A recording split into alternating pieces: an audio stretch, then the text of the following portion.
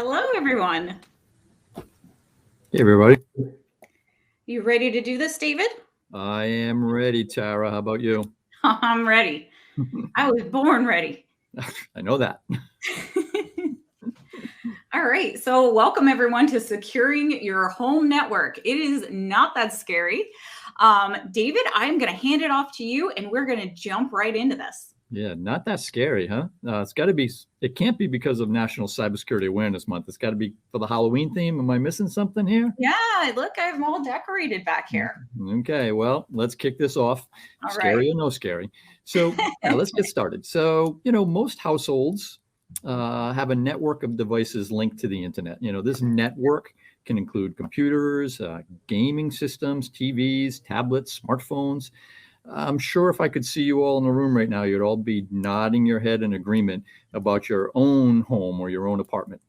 But here's the question. Who secures your home network? Well, you do, of course, but many of us set up our wireless router, we go about our business, and we forget about it. But in this age of data breaches, botnets, cybercrime, and many other online threats, we all need to take measures to increase the security of our home network. And Tara, we promise it's not that scary, we right? promise it is not that scary. So our agenda today, we're going to discuss first that, yes, you actually do have a network, as well as some basic terminology so that we all get a level set around what we're talking about. This is kind of like what we here at Princeton call a 200-level webinar, more than an entry-level course. So it will get a little bit geeky at times and technical at times as we move through securing our devices. We're then going to dive into a personal use case as Tara secured her not so scary home network. That's right. Yes. Yeah. And as promised in the webinar description, we'll leave you at the end with a tip sheet to secure your network as well.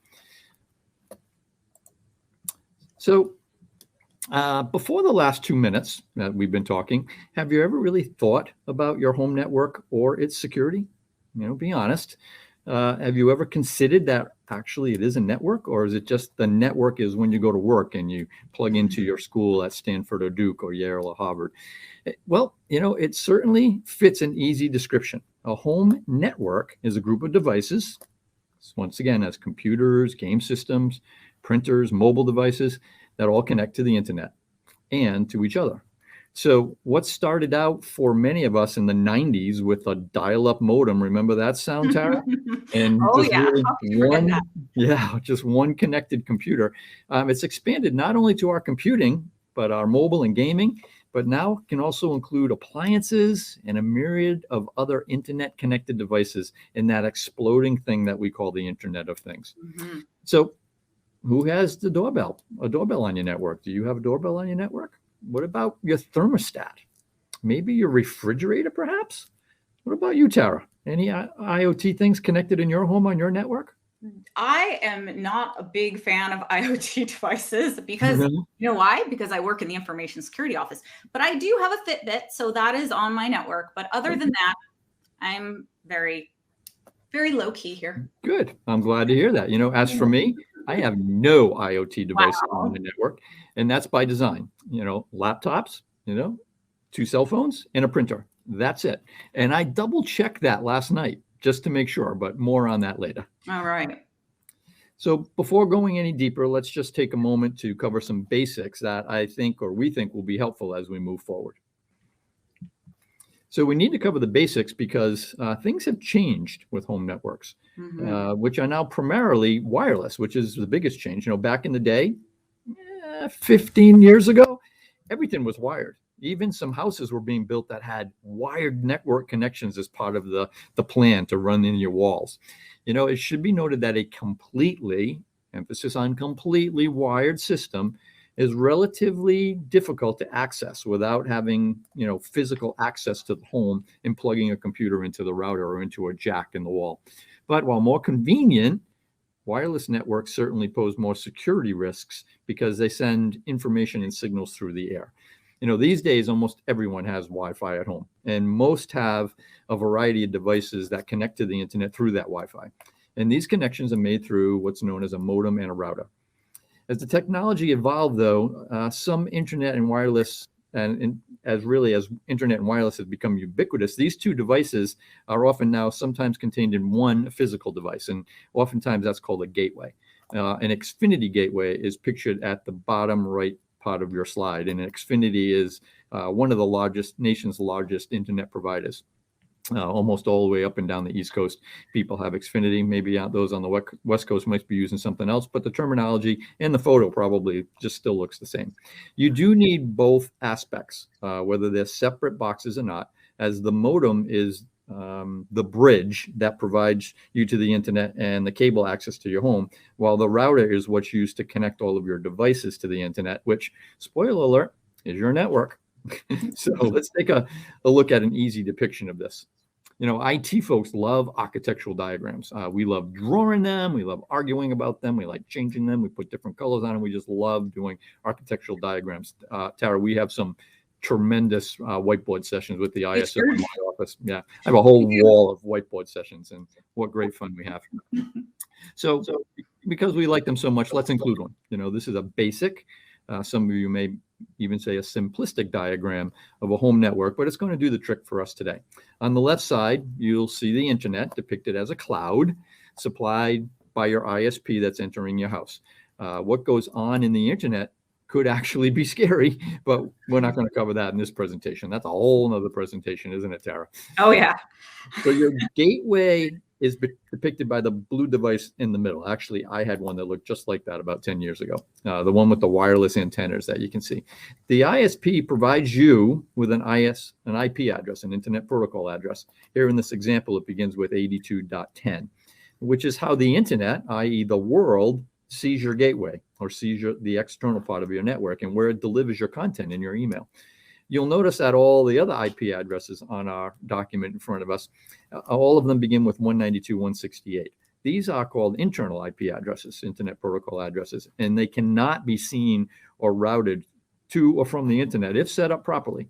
This, friends, would be your network, your external gateway IP and your internal IP addresses. Mm-hmm.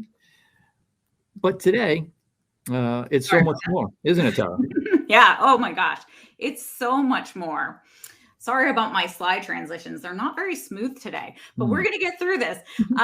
It is so much more. It's not just our printers and our computers, right? We have things like smart TVs and wireless speakers and Alexas and smart thermostats and smart light bulbs, and the list just goes on. Well, I say we have that, but not us, right, David? No. And if I could just add to that, a couple of years ago, it was a real scary story when Roombas were first coming out. Everybody knows what the Roomba is, that automatic vacuum cleaner that scoots around your house like something out of Star Trek. And when they're in their first infancy, they have to map your house as they go around it, but it was actually creating a map of people's houses and sending it back to the internet, to the owners of Roomba, who could then use that to sell it to third parties. Now, that doesn't go on anymore, thanks to some privacy concerns and some really cool hackers that found out that was going on. But that's the problem with Internet of Things and connecting things to the internet. You had no idea that a map of your house was being sold to a third party.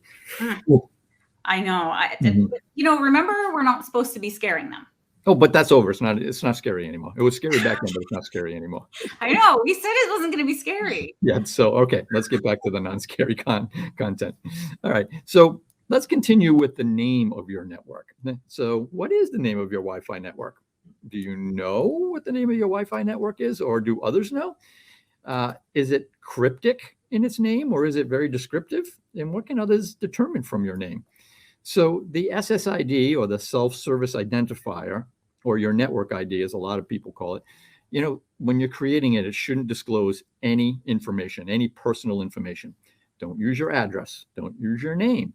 Don't make an SSID with your birthday or your favorite pet or your mother's maiden name. I mean, come on, people. All these things should not be included in there, because a Wi-Fi network usually can broadcast about 100 feet or so. Take a look at available wireless connections from your home and see what's around you. Just look on your phone and say, scan for devices, scan for networks. I bet you can identify some of your neighbors. I bet you really can. And with this in mind, it's best to come up with a name that doesn't give away who owns it or where it's coming from, the actual physical location. And be thoughtful about a name, right? Right, Tara? Yeah, you don't want to make it like 1313 Mockingbird Lane or Dracula's Castle Wi-Fi, if that's really where you live or if you happen to be Dracula. Once again, we're not supposed to be scary, but I've got some of my favorite ones in the past. When you think about them, could be scary. Some of my favorite ones, you get the silly ones like FBI Surveillance Van 17. That's a good one. Yeah. One that pops up once called Hidden Network or No Internet Access Here, or you get the ones a little tongue in cheek, like I read your email, stop using my internet. Or one of my all-time personal favorites, I will mess with all of your devices. Who is going to use an SSID like that? I like that one. Yeah. And Tara, can a password help with our gateway and our SSID? Absolutely. It sure can. You can put a password on your network, and because if you don't, otherwise, anyone, like David said, within range can join it because that signal is sent so far. So it's definitely smart not to leave that default password on there, because in certain cases, not as much anymore, you could find that information online. It used to be the case very, very, all the time. And in some cases, anyone who joins may actually then be able to see the devices that are on your net or that are actually on your network, and then they could try to send data to it. So obviously there are privacy concerns with this, but that's not it. There's even more than that, because there are potentially issues should someone do something illegal and then it's like traced back to your home Wi-Fi. Nobody wants that. That is scary as well. So, so make sure that you use encryption on your Wi-Fi connection. And we're going to talk about that because that is another Wi-Fi setting that you can turn on, right, David? That's absolutely another one. And we'll get to that when we get to your great exercise that you went through.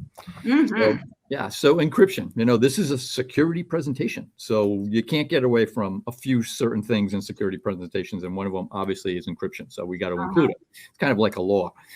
Your wireless gateway will require encryption for your protection. There's two levels that you'll most likely see when they're offered. There's WEP. That's an old standard, wired equivalent privacy. That's not recommended anymore. It's kind of been deprecated and it can be beaten. But you should also see WPA2, Wi-Fi protected access. This is a more recent standard and certainly the recommended one. So just like when setting up your wireless to set up encryption, you may also need a password for that. And if requested, to do so, certainly make sure it's long, make sure it's strong, and make sure it's unique. Yeah. So who's not afraid to look and see what's connected to your home network? It's a lot of fun.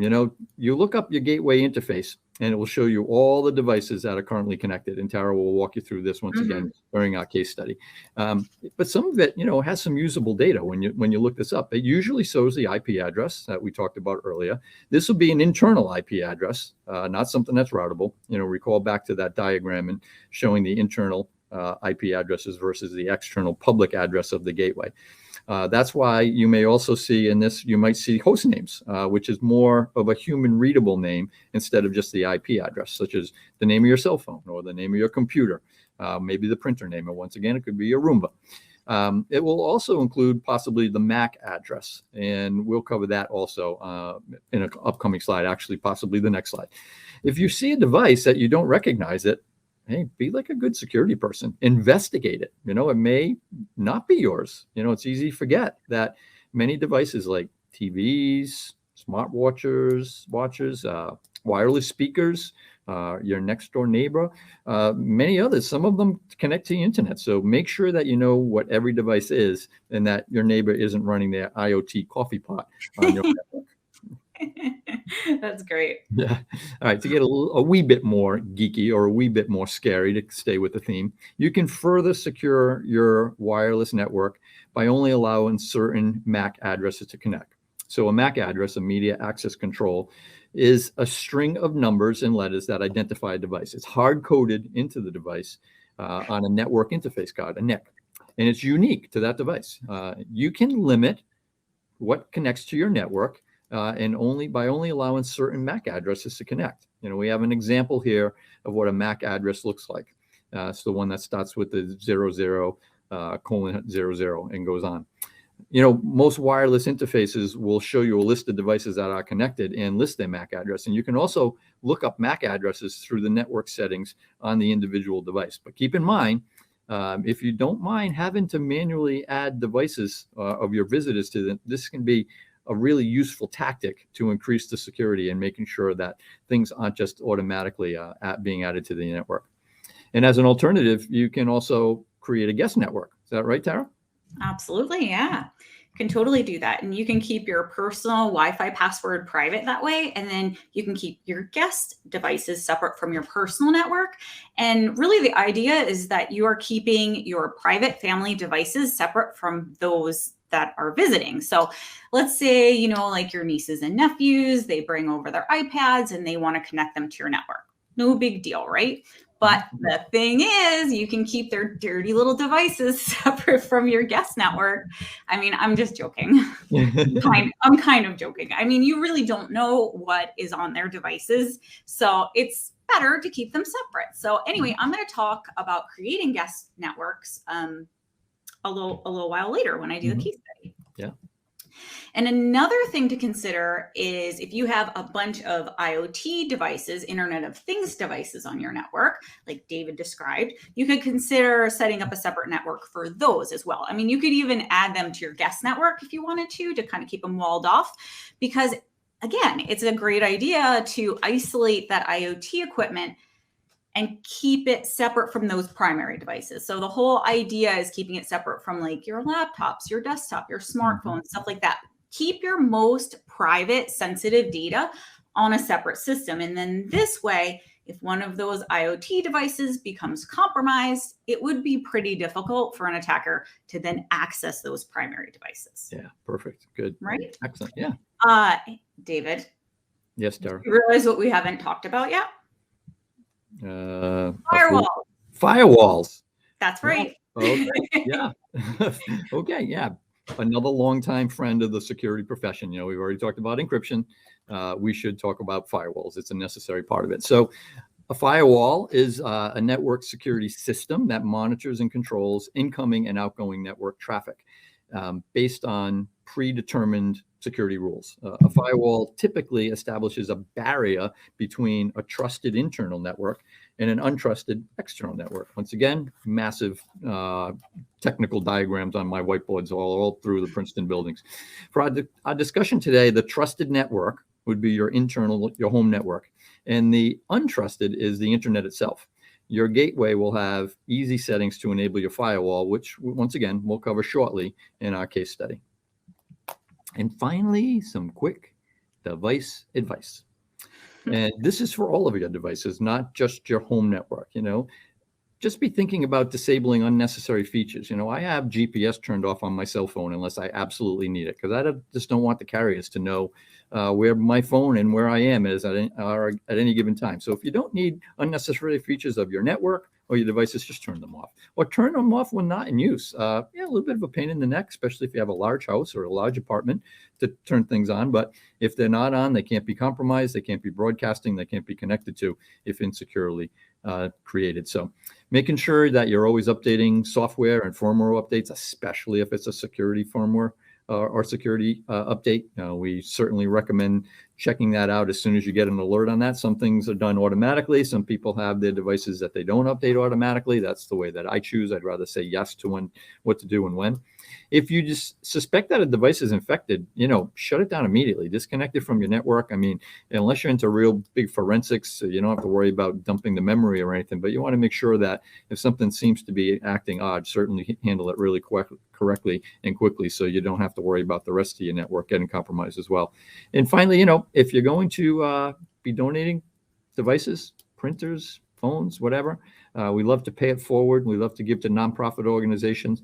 Make sure you either do, Department of Defense level device wiping on it, or reset it to a factory default. Do the best you can before you get it out there, because it falls into the hands of a person or an attacker who knows what they're doing. They could possibly pull some of the data off of it.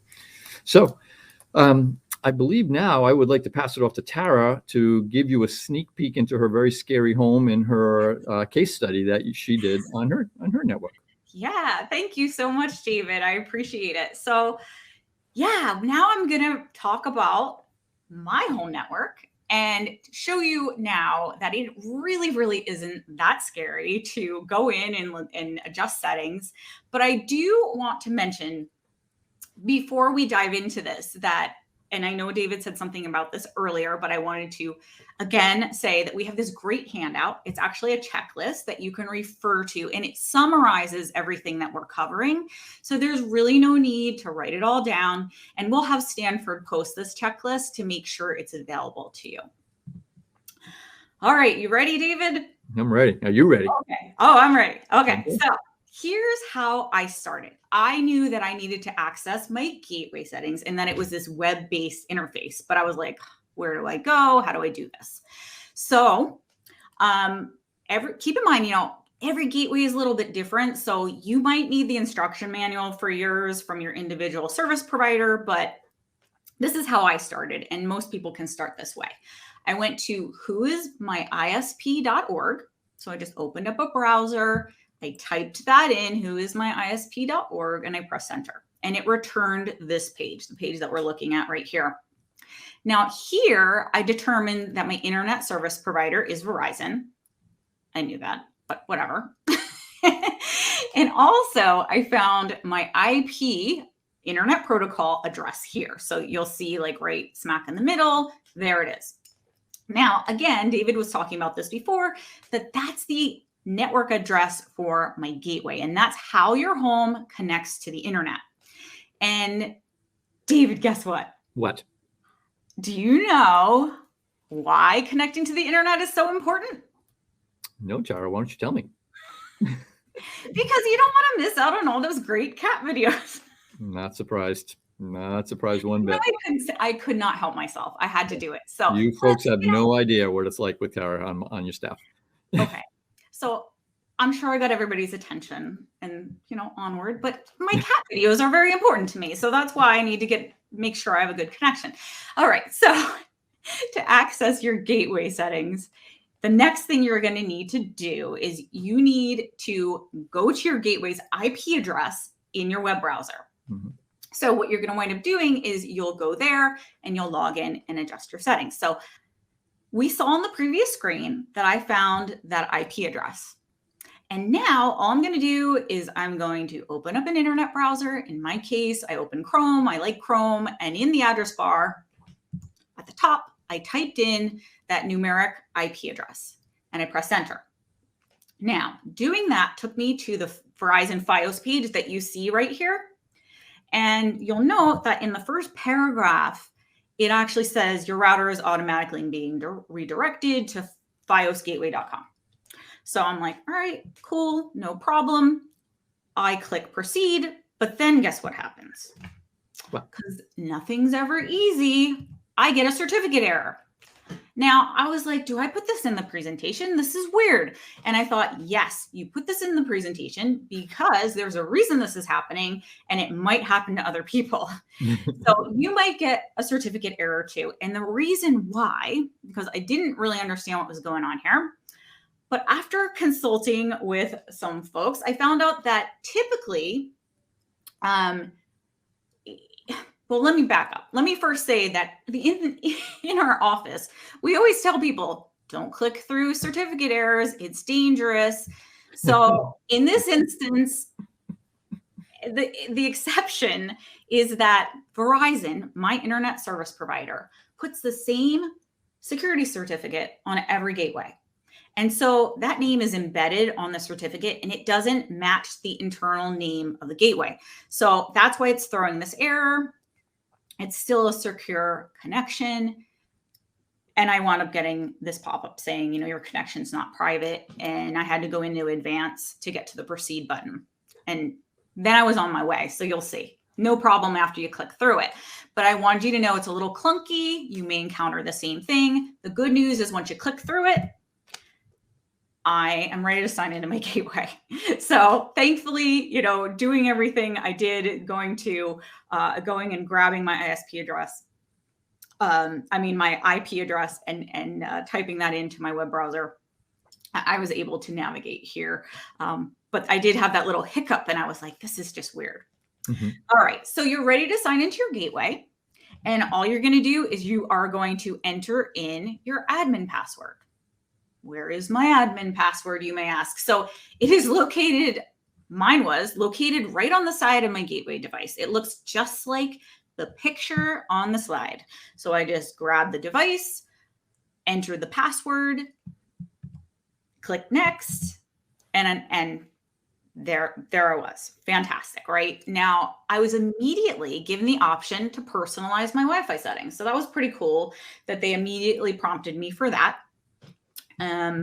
First thing I did was I changed the name of my network from the default name, and I created a new long, strong, and unique password.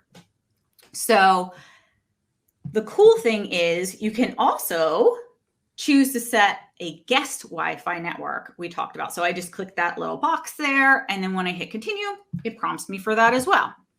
Super easy. Now I can go in and, continue there. And it's fantastic right here. Go ahead and give it a name, something that doesn't identify me or my location. Correct. And click continue, and we're on our way. Again, super, super easy.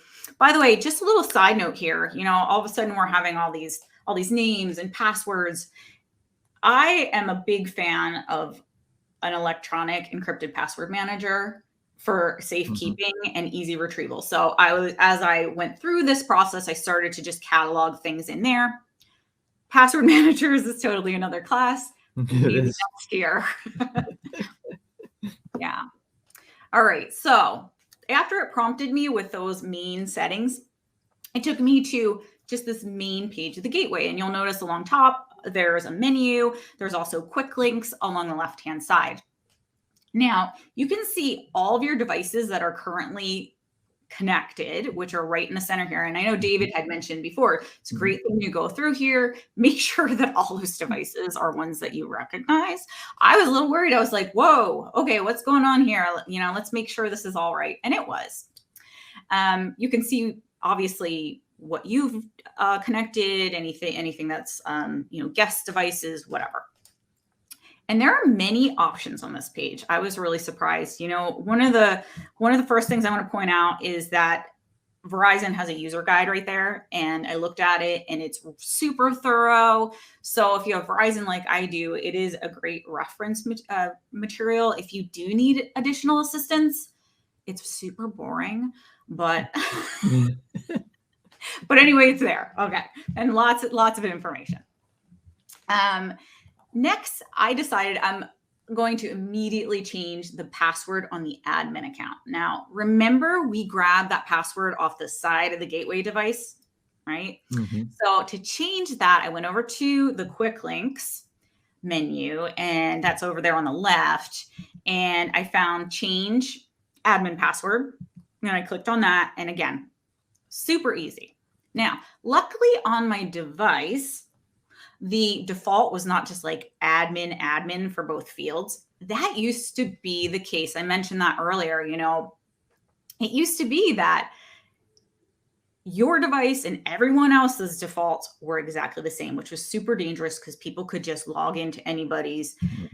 Now, just to be safe, I wanted to be absolutely certain that my account's locked down. And so I wanted to change the default settings for mine. I don't want to make it easy for anyone to get in and configure my home network. That's for sure. So I filled out this page, full name field, checked the box to set a new password, entered my new long, strong, unique password, and hit apply. Again, most of this stuff, once you find it, is very, very user-friendly. The next thing was I navigated along the top menu and I found wireless settings. And that brought me to, actually I had to navigate down a little further to basic because it brought me to the main page. And then I had to go into basic security settings. And there you can set the level of encryption. And David actually mentioned that earlier. He was saying that the way to go these days is WPA2. And you'll notice that that was already the default setting for my gateway. So that's fantastic. I didn't even have to change that, but it just made sense for me to go in there and take a look at it and make sure that it was absolutely, the most secure that it could be.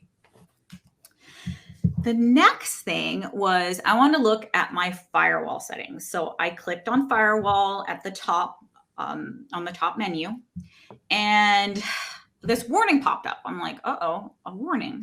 I better read that. And it said that making changes here could affect my router's performance and configuration. Do you want to proceed? No problem. You don't have to be freaked out by that. Totally fine. You can go in there and not change anything. And that's actually what we're going to wind up doing. I just clicked yes, and it brought me in here, and I wanted to just look at those settings. And I stuck with the medium setting. There's like 3 different settings there.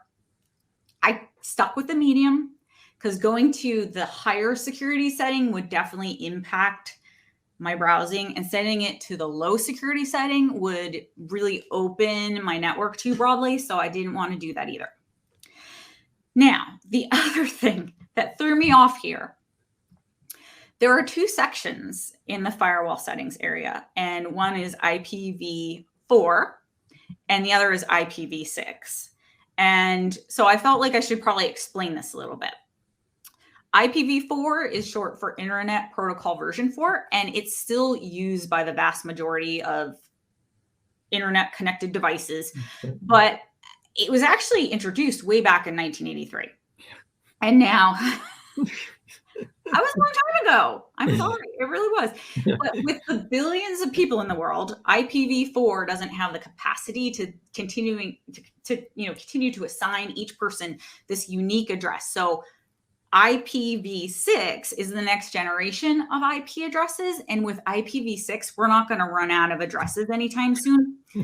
You'll notice that with Verizon, what I have here, they're not using IPv6 at this time, because you'll notice in that section, it's grayed out. So I didn't change anything. Obviously, I couldn't change anything there. I didn't change anything on this page anyway. But one thing just to keep in mind, if IPv6 was available, it wasn't grayed out, you want to make sure that your firewall selections match, because some providers do run both the IPv4 and IPv6. So you're going to want to both set the medium and medium for each one, or whatever you choose. But medium is always safe, at least from what I found. Okay, onward. Again, that top menu, there is a section for parental controls. And I just clicked on that at the top. It took me to this page. Now, it is noteworthy to say that there are a lot of different ways to apply parental controls. It is not just through your gateway. We actually, in the information security office at Princeton, did a separate webinar about keeping your kids safe on the internet. And we talked about third-party apps and individual device settings. So you could do that stuff as well. But it's good to know that on your gateway settings, there's this page.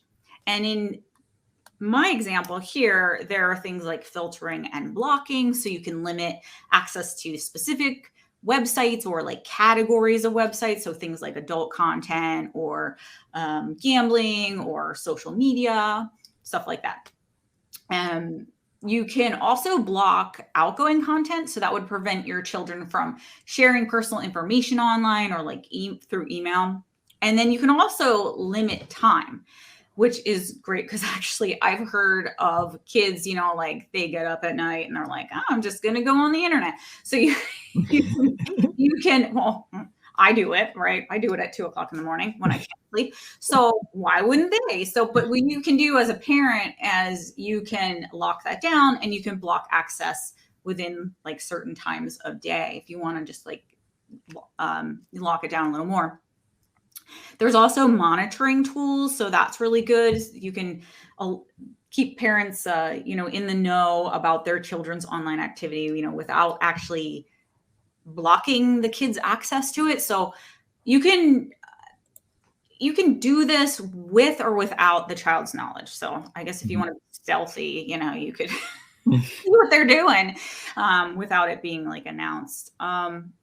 So those are the main things that we really wanted to show you within the gateway. And I hope that this really helps you get a feel for what you can do in there. I mean, until I got into this, until I got into the information security field years back, this wasn't something that I really thought about. And I think a lot of people don't think about this. You just kind of plug in and set up your internet and you're on your way. You don't really think about all the customization. So I thought it was really great that we were able to be part of this conference and be able to share some of this and a real case study to show you kind of what we encountered.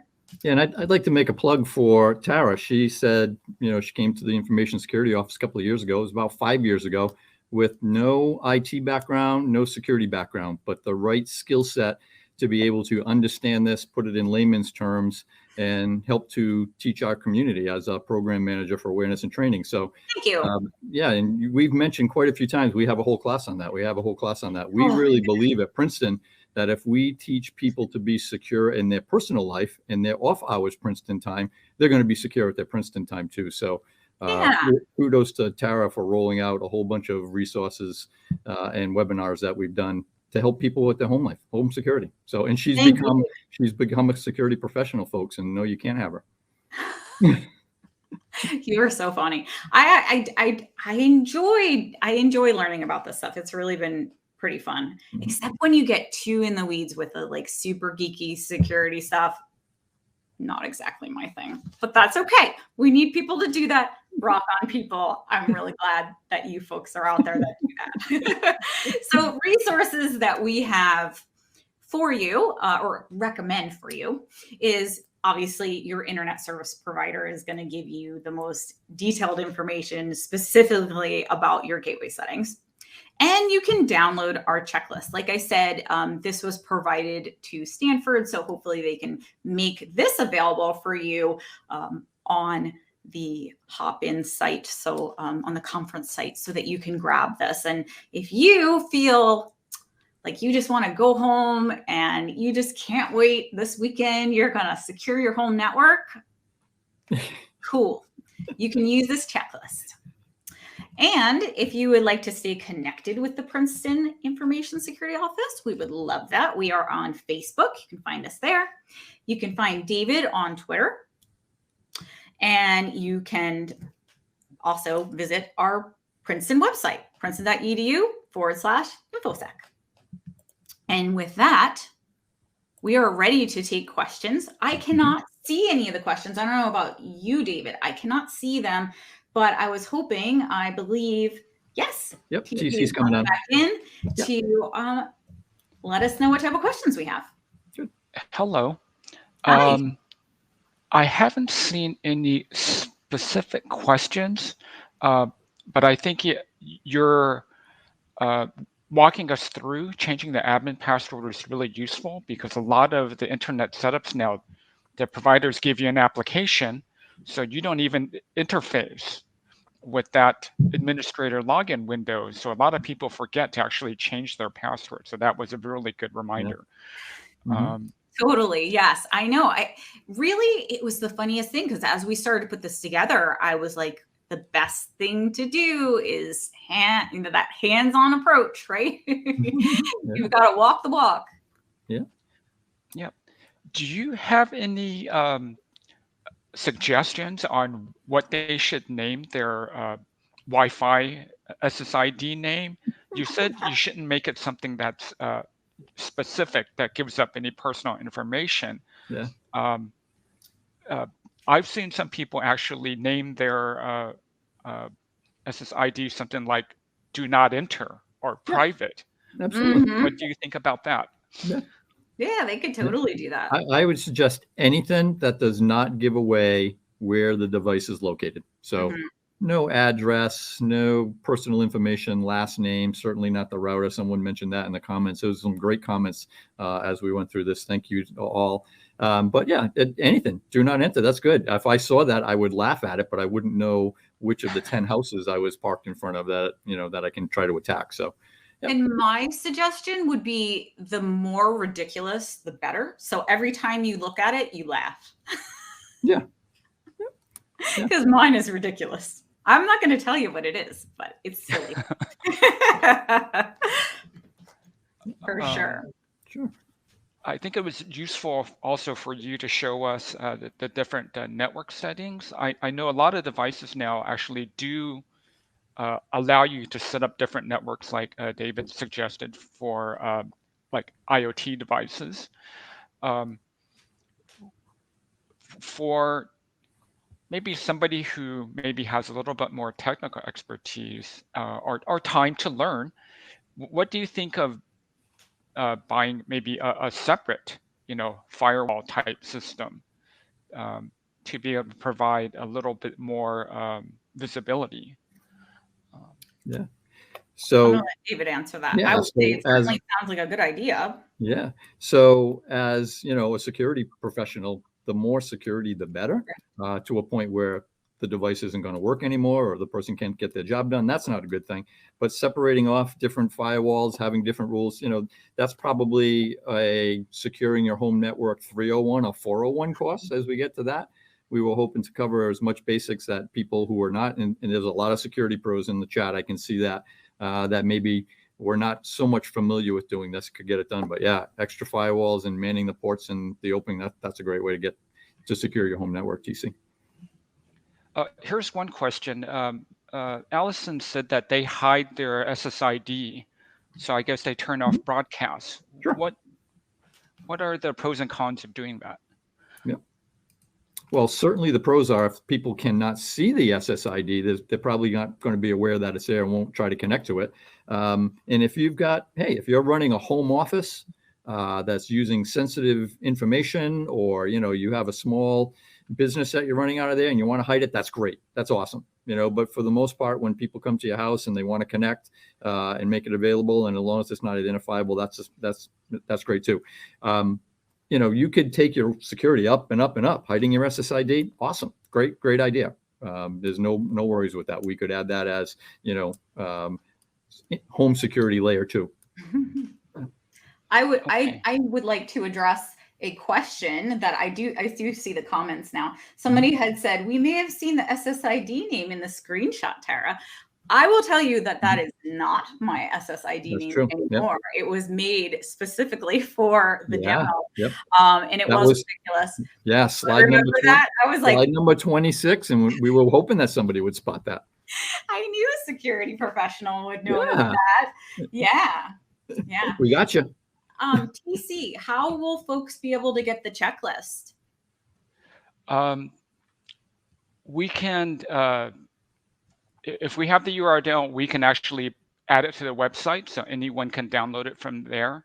Yeah, I actually sent it directly in to you folks at Stanford. So I believe I was under the impression that it would be added to the conference site.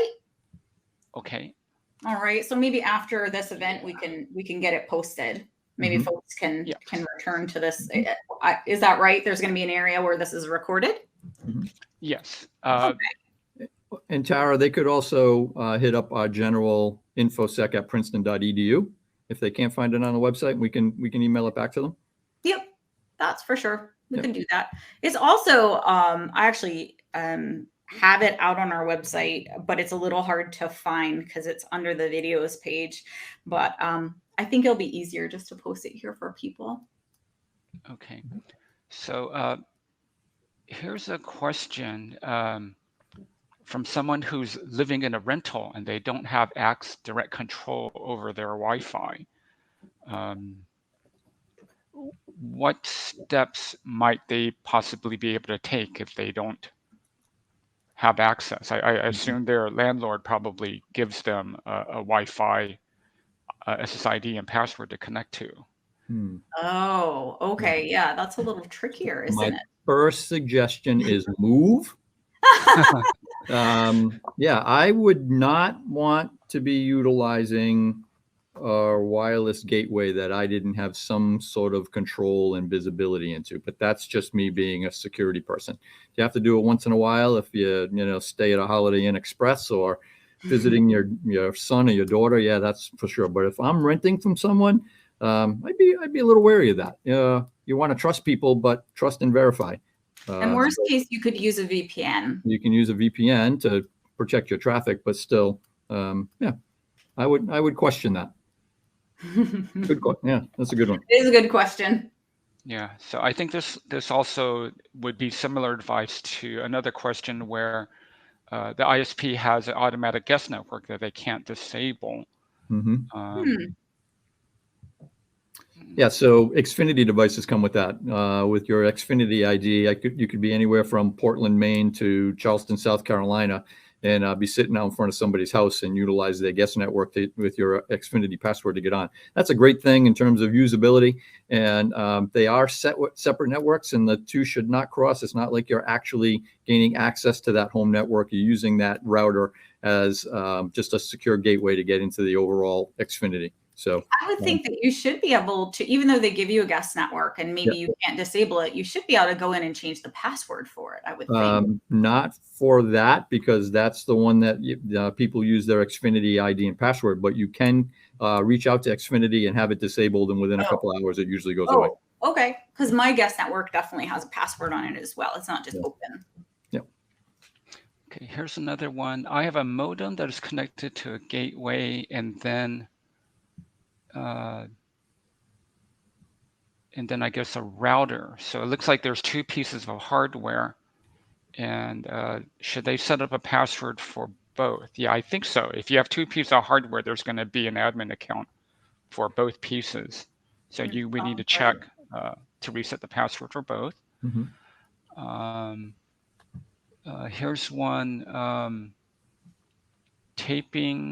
putting a piece of tape over the webcam. Yeah, so that's maybe beyond the network type question, but yeah, if you're worried about your camera being turned on without you knowing about it, you can't go wrong with that. You can't go wrong with a piece of tape. Just an extra layer of security. Nothing wrong with that. That's right. Absolutely. Are there any IOCs, indicators of compromise, that we should look out for our home networks? Well, yes, it's usually just latency and speed. And if a reboot of your router doesn't fix it, there could be a more malicious keeping up to date on whether there are any compromises or vulnerabilities announced for the router or the gateway you have, especially if you bought your own and you have, something that you picked up at Best Buy and you installed yourself. You have to keep up to date on that. And I would say one of the other indicators of compromises is your TV acting a little odd. You don't see that too often, but several years ago, it was proven that Samsung TVs were listening in, and Vizio TVs were listening in on people when they, even when they were off. So I don't have any specific IOCs, but just recognize, as people use their network day after day, you can usually sense when something's wrong. Keep up to date on your vulnerability announcements and just use some discernment on your home network. Right. Okay, so here's a question. If our data is going over wireless, does that mean anyone physically close enough to the house could potentially intercept that data? Potentially, yes, of course. If it's encrypted, they would have a hard time unless they established a really good man-in-the-middle connection in there. And once again, that's a little bit above the content for this one. But potentially, yes, it's there. If you do everything you possibly can to reduce the probability, you have encrypted traffic. You never say never in security, and never 100% secure. You do everything you can to make it harder and harder for the hacker, though. Yeah, I think there's a lot of mesh networks where they offer satellites so that you can increase the coverage of your Wi-Fi if you have a large house, but you should still probably take time to make sure that it doesn't extend too far, because then you're just making it easier for someone to potentially connect to your network. Right. Yeah, this is nice when you live on 2 acres and you don't have to worry about seeing your neighbor's SSID or them, sniffing. Right. Yeah. So true. Okay. Let's see here.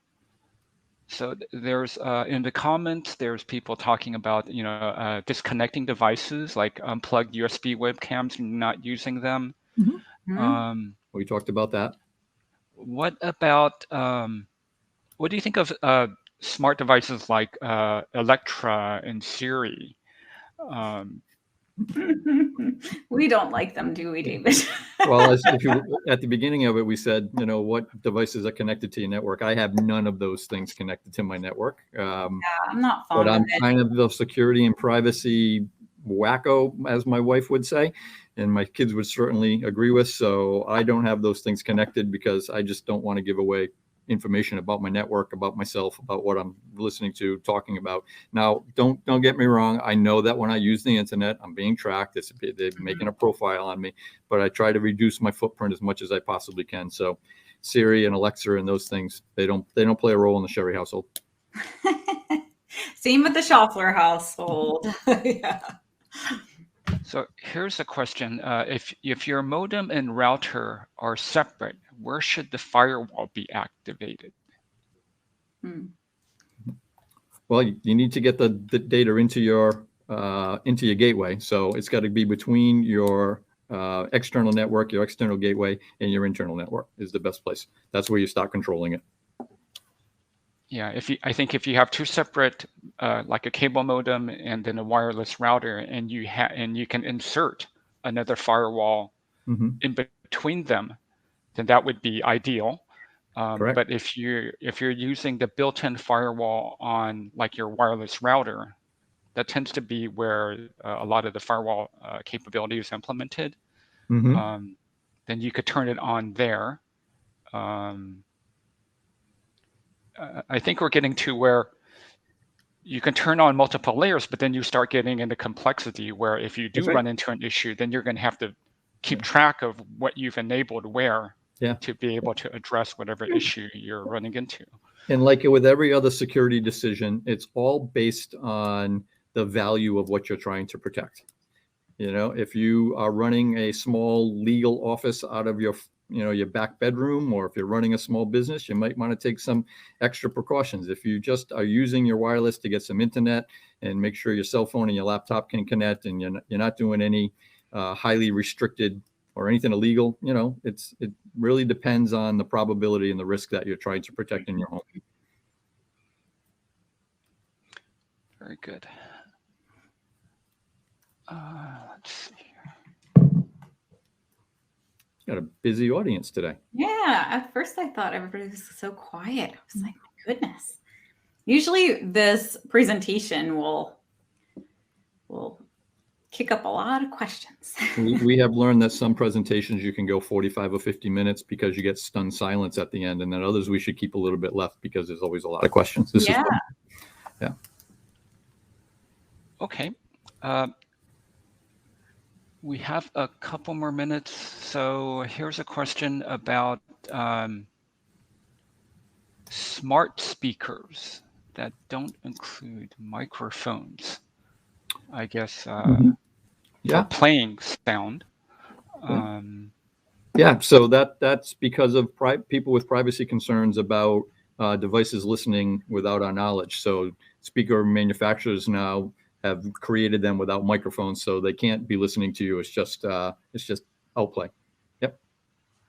That's been a really good change in our wireless speaker technology. Okay. Let's see here. Okay. Well, thank you both for this very useful discussion on how users can protect their home environment, since they typically don't have an IT department to help do that for them. So you have to be your own IT department. So we're going to take a break now. And thank you again very much. Thank you for having us, TC. Thank you, everybody, for joining, and enjoy the rest of the conference. Yeah.